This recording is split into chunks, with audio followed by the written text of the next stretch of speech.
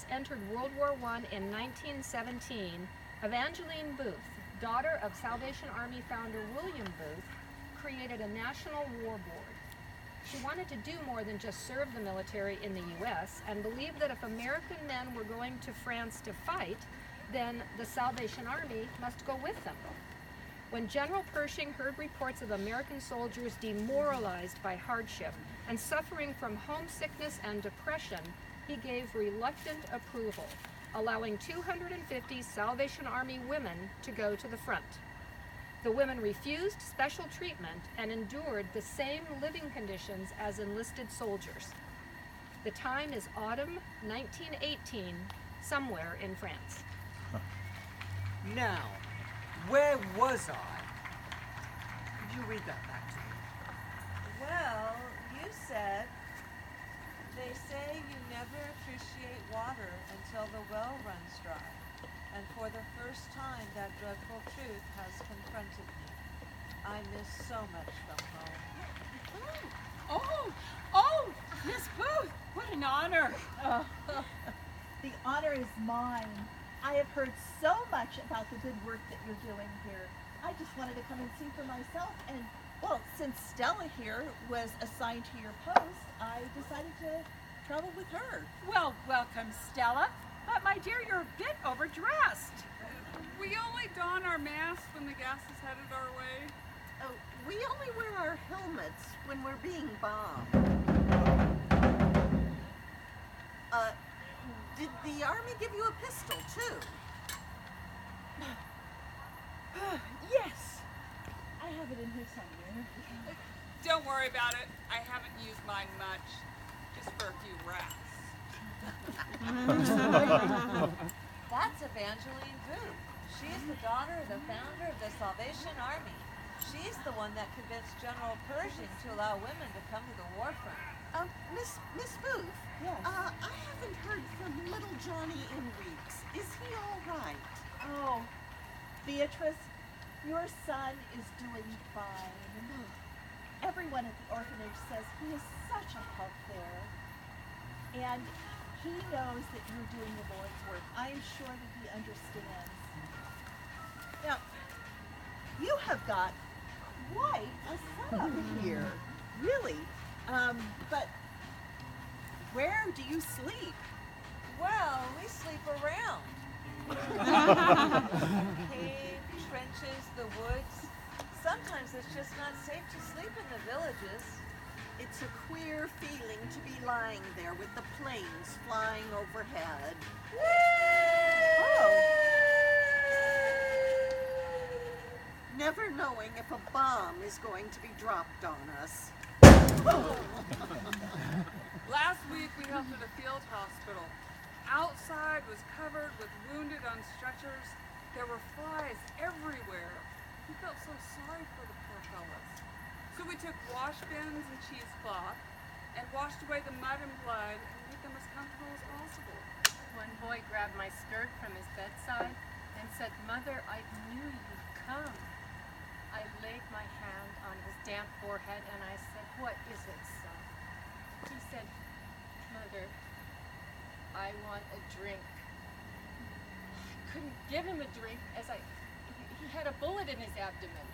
So I took cotton and dipped it in water from the bag and swabbed out his mouth. He made a face and said, "It tastes awful." Oh, of course it did. It was full of disinfectant, for no water in that field hospital was fit to drink.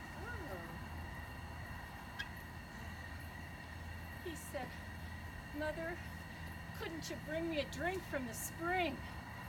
Oh, I flew out the tent and prayed as I had never prayed before. "Oh God, we must have fresh water." I looked around and saw all the hills, and suddenly a voice spoke to me. "I will lift up mine eyes unto the hills from whence cometh my help." I flew to our faithful driver, Billy Hale, and cried, "Do you see those hills? Somewhere up there is a spring, and we must have water, ice cold from a spring."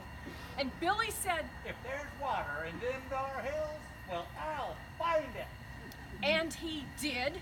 The coldest, most delicious water I was able to carry some back to the boy, and I told him I brought you water from your spring. And I moistened his lips with that wonderful water, and he sighed and he slept again. I gave water to all the wounded and the folks tending them, and they all wanted to know, where did it come from? I said it came as an answer to prayer. Amen. What are you making? Donuts. The boys were so sad after, what was it? 36 straight days of rain. Oh. So we decided to cheer them up with some good old-fashioned home cooking. And the boys love those donuts. And we love our donut dollies. Stella, Miss Booth, meet our Santa Rosa boys. We can smell the donuts all the way in the trenches. I'll bet those Huns are mighty jealous. Where would you like these supplies, Margaret? Oh, right over this way. Miss Stella, why don't you help me? Oh, praise God, we were out of everything. Oh, our first day, we made 150 donuts, but the boys were lined up forever. Now, if we stay supplied, we can make 9,000 a day. The boys need their spirits lifted, and this is the best motivation they have. It's been months since many of the boys have heard from home. Some are beginning to wonder if their folks even care, while others are hiding their troubles behind smiling faces. My boys could pitch a tent in 1 minute and 57 seconds. Ha! My boys could beat that blindfolded and with one arm tied behind their back. Oh, poppycock. Let's get some donuts. Don't forget the Salvation Army. Always remember my donut girl. She brought them donuts and coffee. Just like an angel, she was their best pal. As brave as a lion, as meek as a lamb. She carried on beside the sons of Uncle Sam. So don't forget the Salvation Army. Remember the donut girls.